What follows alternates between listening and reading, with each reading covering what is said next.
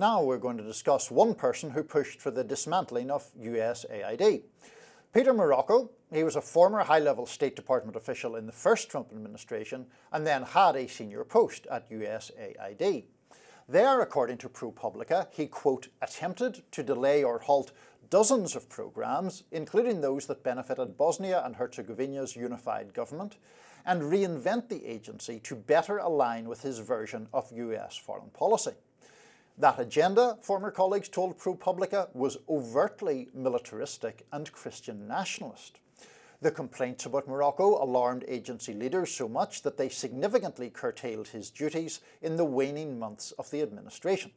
Fast forward to 2025, and the USAID was one of the first targets on DOJ's hit list.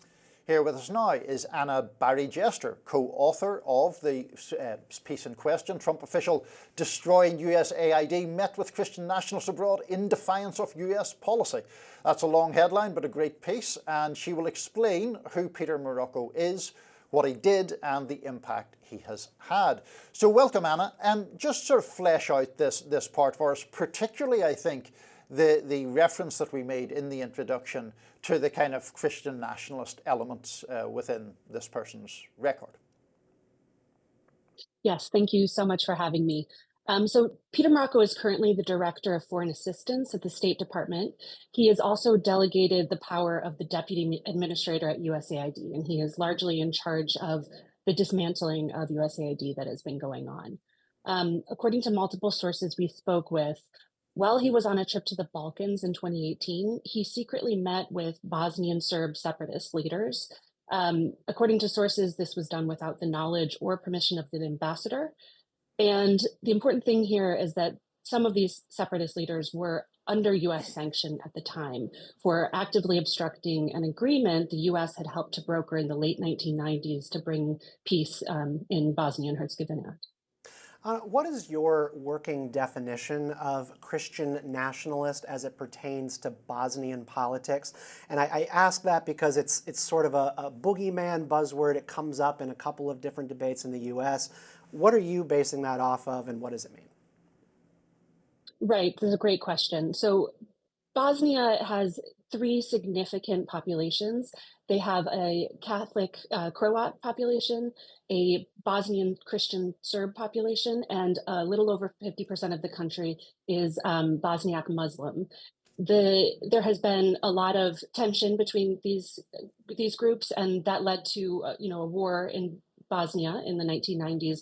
The United States helped broker a peace deal, but the Christian Serb wing of the government has talked often about separating and creating a new state or joining the Serbian state, and they have an overtly, Christian nationalist rhetoric and policy.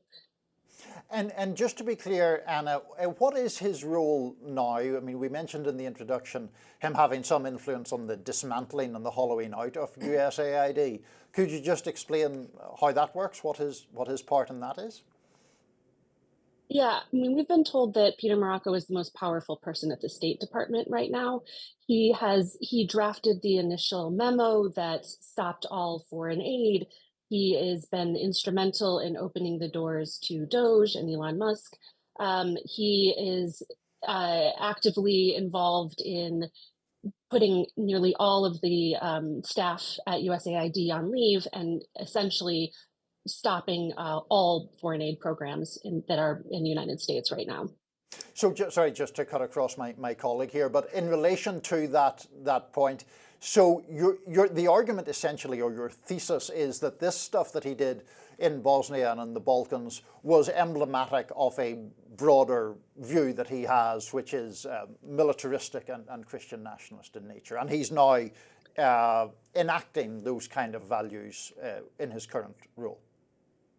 Yeah, what former colleagues told us was that he had an agenda when he was at USAID that was overtly militaristic, was trying to convert aspects of USAID, which is supposed to be a soft power, foreign aid, humanitarian department, into a much more overtly Christian nationalist, militaristic standpoint.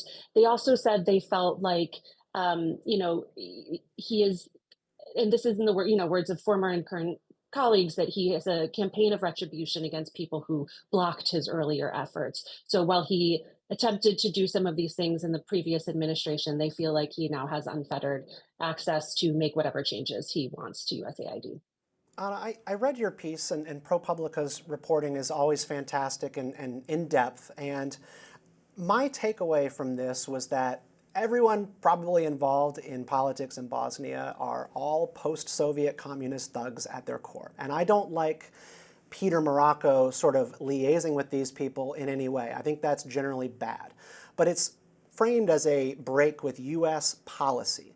And I'd like to know whose policy is that, because Donald Trump served at the time, and he's brought this person back into a, like you said, the most powerful role in the State Department. So he clearly is not that displeased with him. It seems to me that Peter ran afoul of the sort of deep state types who served under Clinton, maybe John Kerry, and then Tillerson.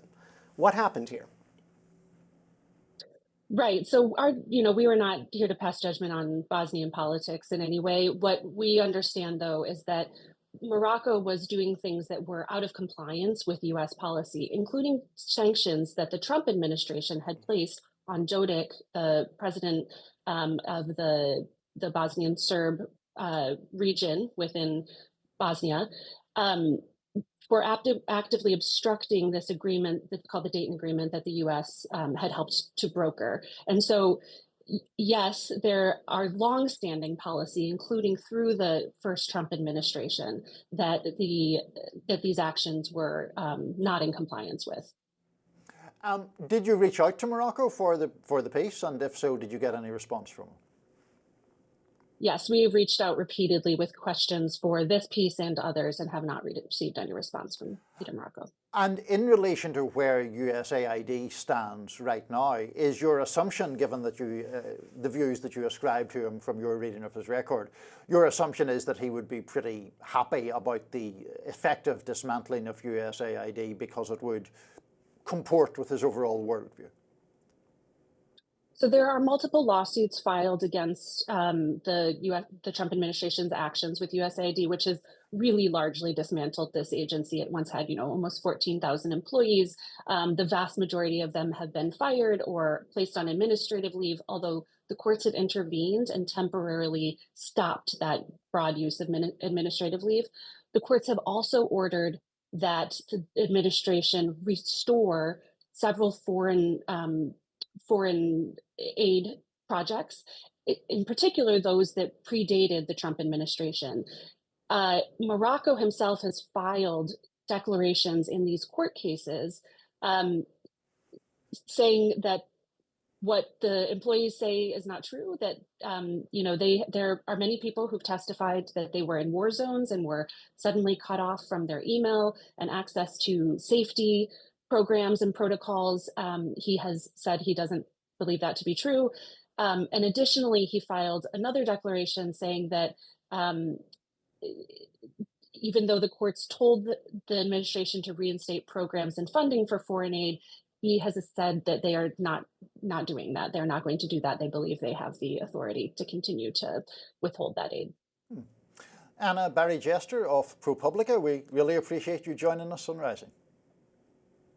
Thank you. Thank you for having me. Up next, a spat over who exactly should rescue astronauts stranded in space. Stay with us.